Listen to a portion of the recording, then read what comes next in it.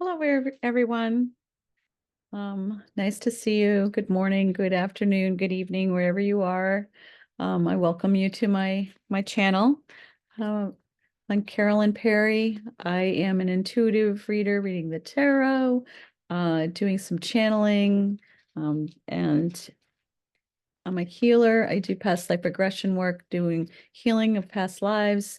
A lot of times the things that happened in our lives in the past that were traumatic kind of end up affecting us today, or it's a pattern or a carryover. So I offer doing some real healing around that if anybody's interested in that. So anyway, let's start today. I didn't get to record the reading yesterday for the week, just to get the energy for the week. So I would like to do it today. I just got real busy yesterday. I have a private practice. I'm a trauma-focused therapist, and I'm busy a lot with clients. And sometimes I just didn't get a break yesterday to get to do this, but I am going to try as much as I can to do a weekly reading every Monday. So here we go. It's from April 30th to May 6th. And let's see what the energy is for this week for everyone. Hope everyone's doing well. I know it's been crazy out in the world there. We're all kind of managing different energies. I don't know if you all felt it the way I did, but the full moon last week really affected me as far as just zapping my energy. And when I notice that that is happening, when I feel like I just need to sleep a little bit extra, maybe feel a little more emotional. I know that this was a Scorpio full moon, which my understanding, I don't know astrology, but from the people that I listen to, it was about going into deep emotions. And I know for me, there were some grief and some things that were coming up along those lines. I just found myself sleeping or wanting to sleep a little bit more, just rest.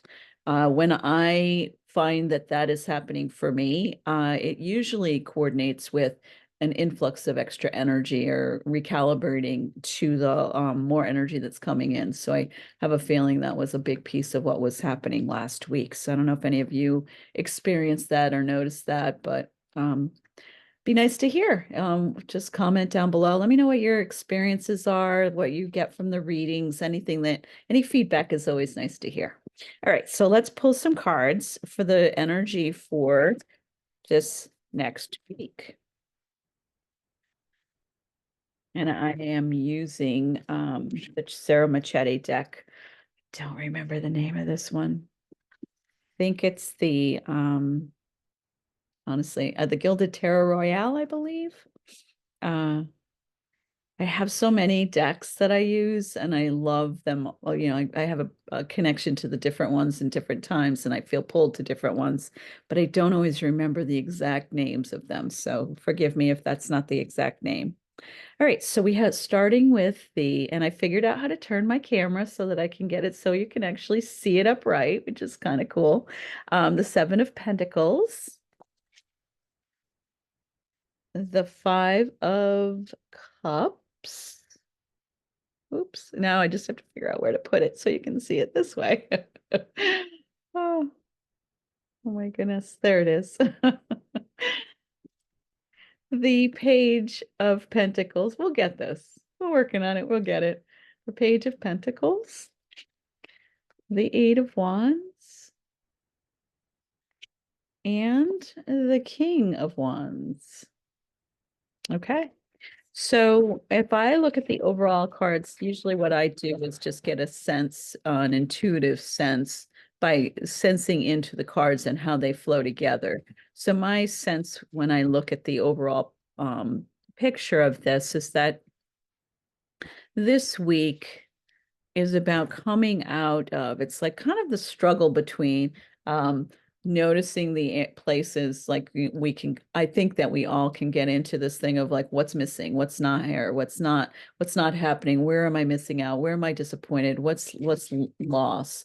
And that's the Page of Cups as I see it. But the Seven of Pentacles, I see this as all the opportunities, the abundant opportunities that are all around. I feel like there's this back and forth with that. Like there's a sense of where opportunities are and the chances that are opening up and the fruits that are coming in, and then this falling back into this old perspective or this old belief of lack and feeling like not fulfilled in that way. So I think we're in this juggling back and forth right now of kind of embracing and noticing the abundance that's around, because we have the Page of Pentacles, and I see this as the pregnancy card, what we're giving birth to, what is coming in, what and the abundance. There's, the oh which side to go when I'm in the camera. Anyway, this peacock that you see in the card is to me it represents that abundance, that flow of abundance, that beauty that's coming to us, the giving birth to that, to opening up to that. So I think this is a moving into that knowing and sensing and feeling into the abundance. And for me, because these are all pentacles, I think it's coming into our lives. Like, where is that abundant feeling, that feeling of having more of what it is that you're really wanting? What do you want to give birth to? And I love this card. I know different readers read it a lot of different ways.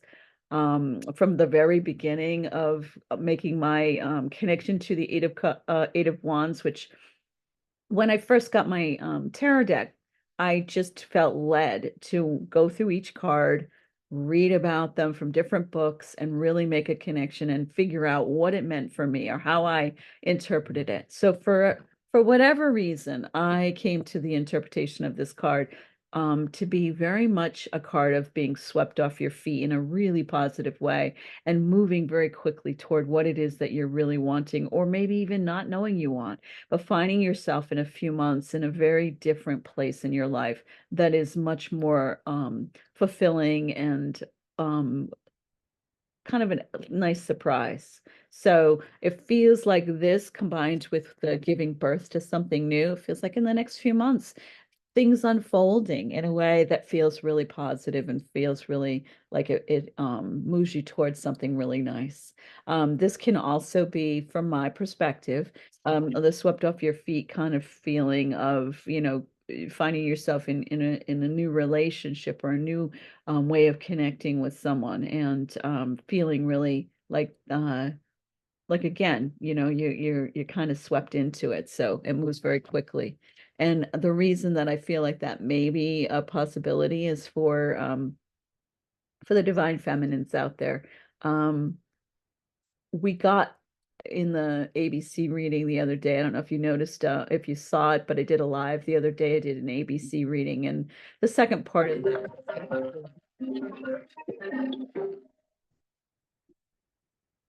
Sorry about that. The ABC reading, the second part of that was it had to do with kind of opening up to receiving what you wanted, in and balancing things out between the divine feminine and the divine masculine.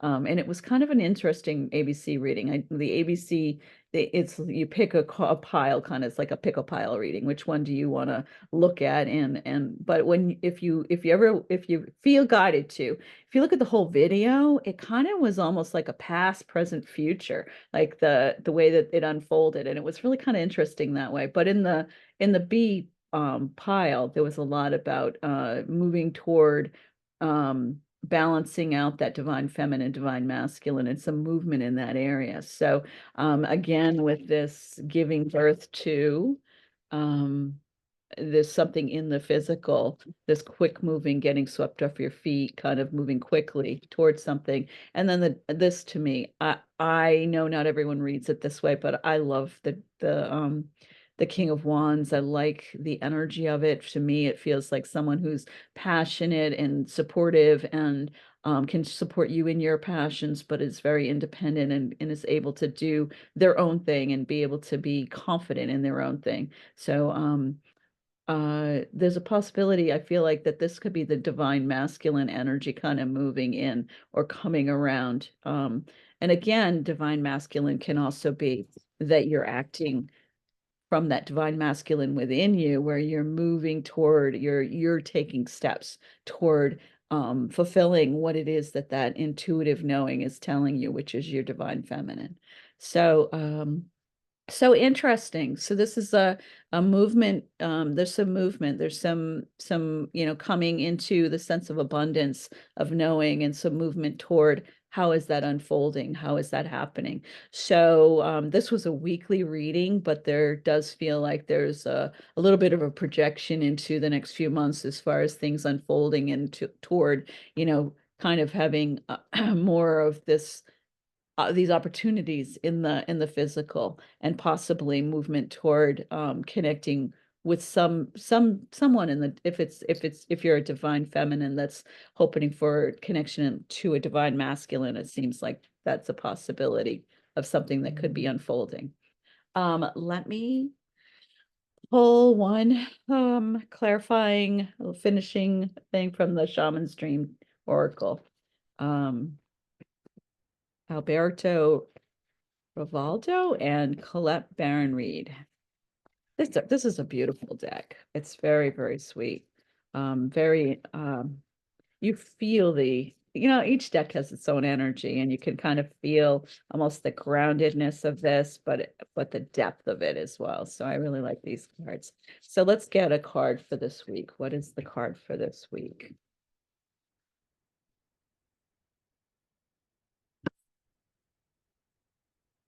Oh, I have been so it's just so interesting how things happen. I've been feeling I have been feeling this guidance to do a meditation around, to offer a meditation around dragons, and I haven't felt the opening for it yet, but I think I'll be doing that this week. And this just feels like an affirmation for that this fits in for this week. Dragon's Horde protecting the future. Just look at how beautiful this card is. It's just so beautiful. The imagery on this deck is just beautiful. So let's see what this says. I'm going to read you the message for the Dragon's Horde 12. Definitely have been feeling like there's dragon energy around us this week. Very much have felt like I said, I want to kind of offer a dragon meditation. So just check for that. Hopefully maybe can get that in tomorrow. Dragon's Horde, protecting the future, legacy, true riches. In the dragon's hoard, jewels and precious objects scatter the ground, while ancient scrolls inscribed with the wisdom teachings lie within reach. This is a rich opportunity, and you can fill your satchel with the treasures you like best. Take the gifts offered and dedicate them to the well-being of all, beginning with your own. But beware, all that glitters is not gold. Select the precious treasures that will further your spiritual growth, and avoid the shiny objects that are empty of real value. Know that the hoard does not belong to you. It belongs to our grandchildren. What is the inheritance that you wish to leave for tomorrow? What seeds are you planting that you will harvest at your old age when you are weary? What seeds will you bear fruit after you are no longer here? The dragon guards the legacy of the future. All who come empty-handed or to fill their own pockets with gold lie in a dusty heap of bones. You have been allowed entrance to the virtue of your by virtue of your kindness and your spiritual practice and sheer luck. Consider as well that your presence, this moment, is the future of the dragon. You may be the one we have all been waiting for. So don't hesitate to take what bequest has been reserved for you since the beginning of time. This is the time to be bold. Do not delay or overthink.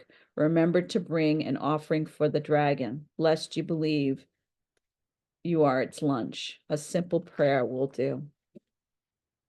I think this is just a reminder that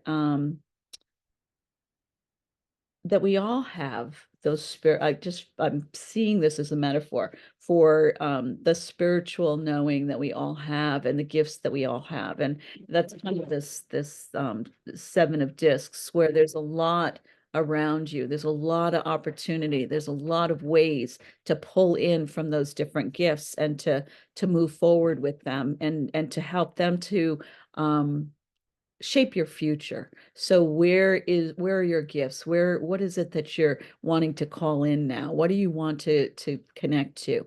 And as far as the dragon energy, like really connecting with your dragon, it's this that it is a shaker and a mover. It's a how do we use our power to move things forward?